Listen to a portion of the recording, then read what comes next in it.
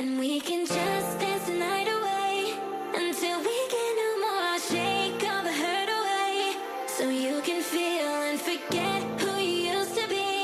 For just tonight, could you just dance the night away? Hi, I'm Maddie Wilder, dietitian, and today I really want to just give maybe a balanced review from thinking about Ozempic or GLP-1s, right? They're everywhere. So I think we should, I don't know, like what's up? Should we be using these? Is this really the answer to all of our weight loss problems and the obesity problems that we have in America, right? And a client of mine asked me about using them. And I really had to think. And I thought, I don't know if I have the best educated answer. And this is my field, and I should be opinionated and I should be educated about this. So I kind of looked into the research and just think that this is obviously a hot topic. A lot of people are using them. And I do think that people should make educated choices about their health. And sometimes in the medical world, especially when there's money to be made from certain products, a lot of times we can be pushing the benefit of a product without really talking about any downsides to it or really looking into what could possibly go wrong. So I really think that people should be educated about making their decision. And this isn't to say that you should or shouldn't use a GLP-1. Everybody is different, but we should be educated if we're making that choice for ourselves. So, should people use it? Again, it's not a black or white answer. It's not yes or no. But I would say that if you are wanting to be a certain size for something upcoming, maybe it's a good tool to use short term for reaching, a cosmetic goal or reaching a certain weight goal that you have. Like, if that makes you happy and it's something short term, like, yeah, you should maybe do it. Like, okay. But is that the picture of health, right? Like, is this a sustainable way to lose weight? No, it's probably not. You're probably going to get short-term results. And then if you go off of it, people gain the weight back, right? So it's not a solution, unless you want to be on them, long term or forever, which some people are on them for years.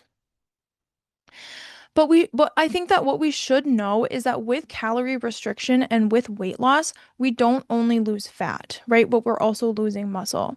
And if the more the extreme the restriction is, the faster we lose muscle.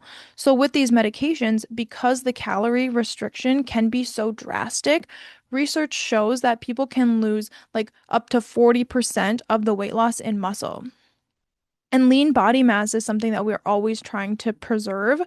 So, and maybe that's not a big deal for people, but I think that we should know that about weight loss. And then often when we gain that weight back, it's going to be gained back in fat versus, unless we're being really intentional about working out and building that muscle back up. That's kind of how diets work, right? We lose weight short term, we're losing fat and we're losing muscle. That's just how weight loss is. And then when we gain it back, typically we're gaining that back in fat.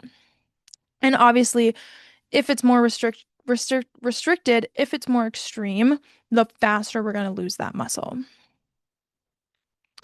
Also, I would be really honest with yourself about being able to stop at a realistic weight because I think sometimes with dieting, we lose some weight and then all of a sudden our goals change, right? So if we know that we're someone that tends to say like, well, a little bit more, and the weight loss never really feels like enough, then maybe I think we should be really strict with ourselves about stopping at our first weight loss goal because we lose weight and then we say like, well, 5 more pounds, well, 10 more pounds. And right, the problem is that it's always 5 more pounds. And we don't want to be so thin that we look like skeletons, right? That's not health. And we know people, I'm sure we all know people that are so thin that they honestly would look better if they had a little bit more weight to them. And we don't have to try and disappear, right? We don't have to disappear. So if we know, so if you know that you struggle with that, maybe take a second and really think about that for yourself. And also dieting is linked to eating disorders. And so you know, we wouldn't want to turn losing weight into an eating disorder because we feel like we can never get thin enough because again, that would be more of a body image problem and that's not really a weight problem. So, should you take GLP-1s? And honestly, it's again, it's up to you. but be educated, like educate yourself about the risks and the benefits.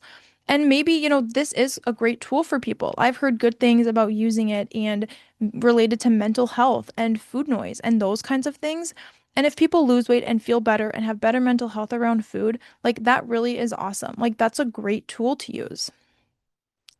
But I would say if you want something more long term and more sustainable to your health, or you're trying to preserve lean muscle mass and you have a tendency for feeling like you can never lose enough weight, then I would encourage you to take a second and pause and think about what you want and ask, like, are the risks really worth it for you? Each person's situation is different, so you have to decide that for yourself.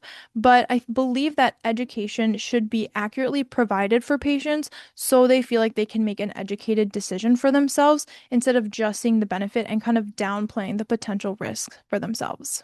So, yeah, that's really all I have to say. I hope that was helpful. I hope that everyone is making choices that are best for them and that are educated. I think that that's really important, regardless of if you believe you should take them or shouldn't. I don't think that's something that we can tell people. I think it's a personal decision, but be educated.